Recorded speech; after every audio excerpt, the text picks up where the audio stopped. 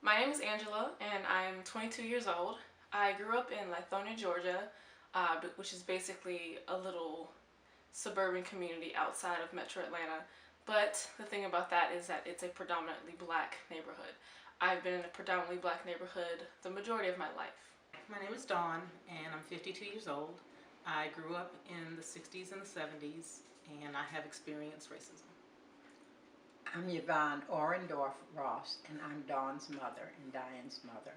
I'm 83 years old, and I grew up during the Depression and after World War II, and remember how it was. My name is Diane. I'm 55, and so I grew up in the 60s and 70s in Chicago. I would identify myself as a mixed race person, biracial, basically because I've got a lot of stuff in me. It was a big problem or a big issue growing up because my classmates and my peers would always look at me and be questioned and befuddled by my appearance and say, "What are you?" Not necessarily what race are you, how do you identify yourself. They asked, "What am I?" as if I was some type of object or abomination. And I would never know how to answer them correctly. I would never know how to give just one right answer. So basically, I've recently started to accept my multiracial ethnicity, and basically, I've got a lot of stuff in me. I've got some black in me, I've got some white, probably some Native American, I've got European ancestors, but I can never just put a point on one thing that I am because naturally I'm not just one thing.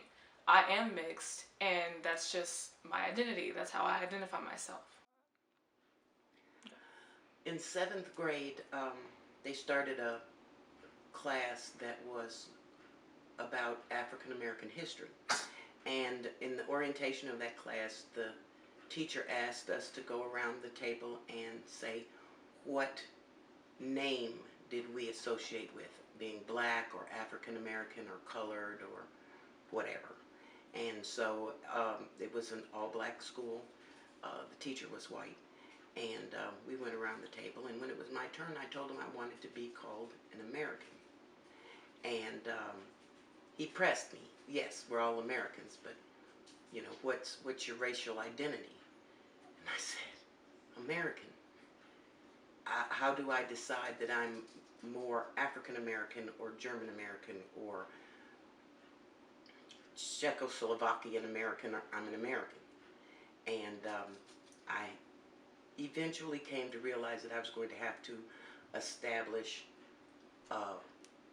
race to identify within America. It was a difficult time as a biracial person because it was the age of black power. And so that would have been a good thing, except that as kids do, you know, you're not black enough. And that was always an aggravation to me. I have to agree, because Diane and I went to the same school, that there was a lot of aggravation. When I was growing up, I experienced harassment from my peers because I obviously was not black enough in terms of color, and I tried to overcompensate. So by the time I got to college, thinking that I was making myself appear or come across to others as a black person, my peers in college thought that I was from the country. It had an opposite reaction because I was from the city. I was an urbanite. And during the years of growing into adulthood, the terms yuppie became very popular, being a young urban professional. And then the buppy tag also was relevant to my husband and I because we both were professionals and we both had careers. And we didn't quite fit that stereotype of being the young urban professional because we were struggling, that even though we were professionals, there still was a lot of challenges that we encountered in terms of employment and upward mobility.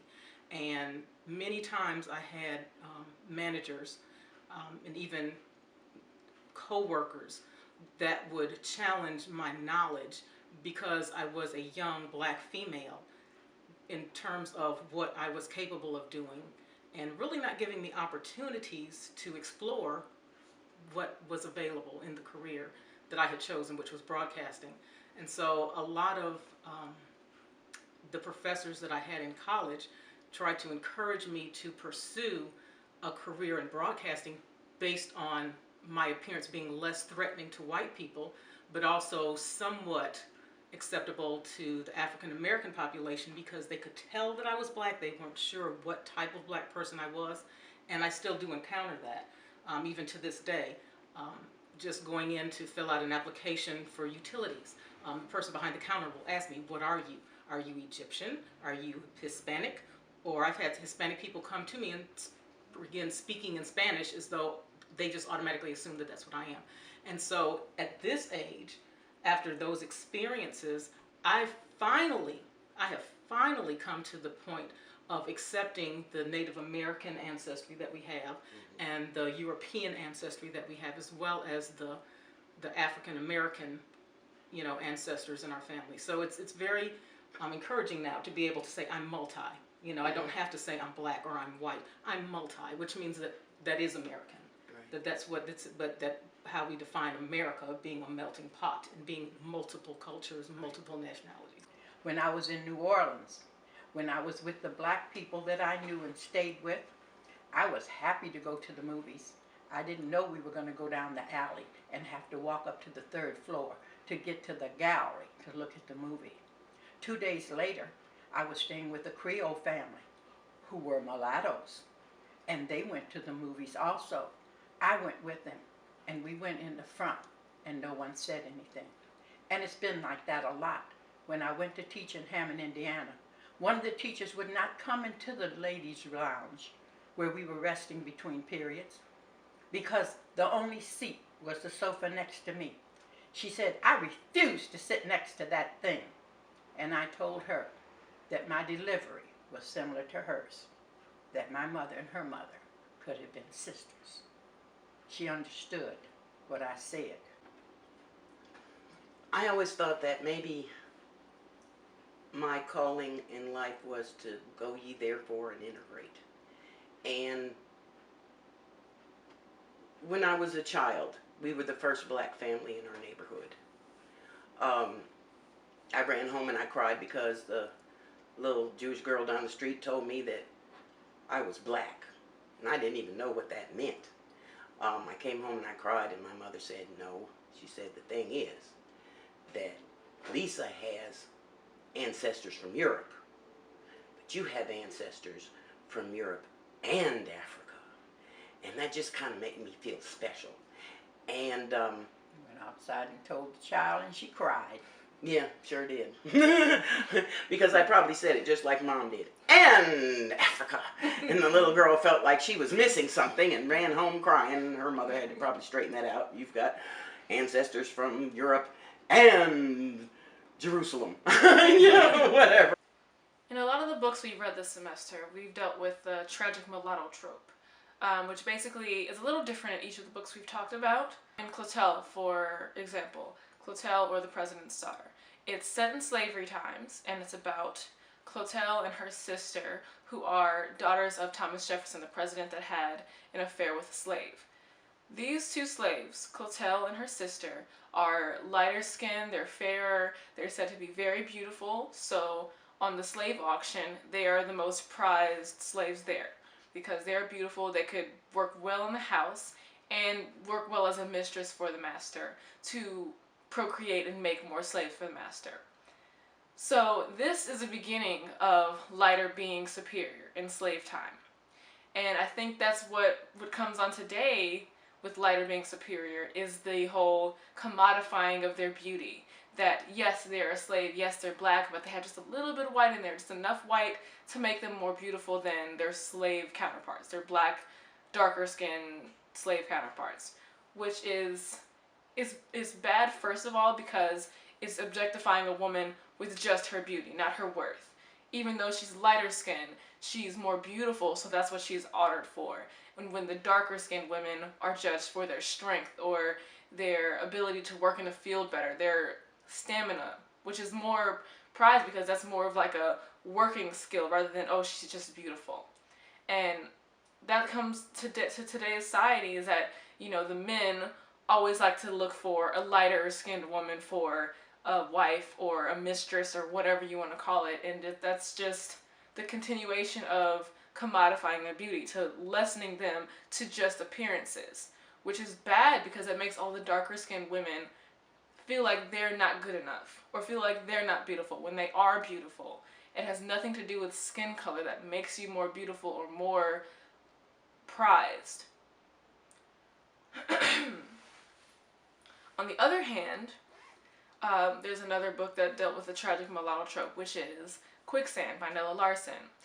It's a little further on in history. It's in the 1920s, which is a little bit closer to what our society is, but not as close as we would like it to be. The second book I wanted to talk about was Quicksand by Nella Larson. This book is also about the tragic mulatto, but since it's about the 1920s, it's a little different than Clotel in slavery times. The main character in Quicksand is Helga, and she is a mixed race woman, but she is in the era of education and cultures mixing, and it's a lot more free for her to make choices about her life than in slavery time. But her issue is that she cannot identify with white people because they feel like she's an abomination for having black blood in her. And it's also a struggle for her to identify with African American people because they're said to be hypocrites in that they reflect or imitate what the white people are doing. So either way, she's having a hard time figuring out who she wants to be or who she is. And I feel like that is a struggle that some of us still have today as mixed race people, that we don't know how to identify ourselves. But the thing that I would like to suggest for our race is to basically not have to choose one. To not say, oh, I'm going to be white today, or oh, I'm going to be black today. That you can proclaim that you're going to be mixed race, and you're going to be proud of your mixed race, and that you don't just have to choose one because you have so many opportunities to be whatever culture or whatever race you want to be. My children are grown now, and they both pretty much expect that they're going to marry white people. And they don't relate to the urban culture at all. And so I don't know what's going to ultimately happen to them as far as that's concerned. I do know what's going to happen to America. We're getting browner all the time. And eventually the novelty is going to wear off and we're just going to get along. I earnestly believe that in my heart. I went to Venezuela as a teenager, and in Venezuela there's a woman walking down the street that's black as coal with long black hair like a Native American, and she's holding the hand of a child that's very fair, light-skinned child with nappy black hair and blue eyes, and the other child is mixed in color, light brown, with straight red hair and jet black eyes. And these are her children, and I know that her husband probably looks like she does. What happens is that once you get that true amalgamation of all of the different races, all of the traits, the lips and the noses and the hair and the eyes, and all of it gets mixed together, you don't have a separation of races anymore. You just have one large race. It's already happened among white people. You can't look at people and tell he's Polish, he's Irish, he's Italian, and he's English, because there's no such thing anymore. They're all mixed together. And I'm believing for and hoping that that's what happens to us as a nation, racially. Okay, as Diane was saying, we've been very blessed. We've come from a family where both of our parents went to college, both of our grandparents went to college, graduated from college. Both of our husbands and ourselves graduated from college and have had careers, and all of our children have gone to college. So for us, that's the norm, that's the expectation. And so as we go out into the world, we've experienced different communities. And the community where I have spent most of my adult life and raised my family was Atlanta. And I chose Atlanta mainly because of the integration of races, and walking down the street and not being able to identify this race or that race, or like you said, being able to look at a brown mother with a light-skinned child or a white mother with a brown child, that there was a coming together of just people. as opposed to the separation based on what you see externally. That there's more of an internal connection between people. And so that's what my hope would be. After working in a school system where there were so many different cultures coming from around the world every week, and just integrating those cultures, those nationalities, those races, so that we can all not just appreciate one another, but become one another. And I know that culturally our country still is not prepared for that, is still not able yet to welcome that, but my belief is that it's going to be with the children, that's always where change begins, because the children are more open and willing to accept it. In Enlightenment thinking, black is inferior and the white is always superior. And if there's a mixed blood person with some black race, some white in their blood, the white is said to make them better, which I think is ridiculous. Just because someone is lighter skinned does not mean they're any better than the darker skinned people. And I identify that sometimes because people would always tell me, oh, you have it so easy, or you would get hired first before me. And I just think that's wrong. I want to fight for and yearn for and make that our goal to have complexion equality, which sounds ridiculous. I know it's a really weird term, but that's something that we need to strive for as a race, as a society, as a country, that basically the lighter doesn't make anyone better. And to think about it, our whole society, America as the country, is a melting pot. So I would challenge people who say that mixed race is superior to find one person that's just all one race. My point is that there is no one person in America anymore that has just one race all down their ancestry. I believe that somewhere along the line there's either a black person mixing with a white family, or a white person mixing with a black family, or just some type of mixture of different cultures. That's what makes America. So no one is just one race. No one is just black anymore. No one is just white. Everyone is mixed up with a lot of different cultures, and that's what makes our country beautiful. So our solution to this complexion problem, this race problem, is to continue to integrate, to continue to mix cultures and mix families and mix blood and just make one race. Because this whole one race is superior, one race is better, mixed blood is better, lighter is better than darker, is poisoning our society. It's making people think that they're not good enough, which is something that's not in their control. Something that is in their control is how much education they get, the responsibility that they put on their families, or their self for getting a job. And intellectual things like that is what should matter, more so than, oh, I'm lighter than you, so I'm better than you. Action. I think that in some cases being a mulatto did make one feel that they were tragic or in a tragic situation. My friends moved to Harbor Point in Chicago, way up on the 32nd floor, overlooking the lake, and felt that they didn't get as many Christmas cards and calls and congratulatory messages at Christmas time, even though her husband had a heart attack at the time. And they thought it was because everybody just thought they were so much because they moved up to Harbor Point.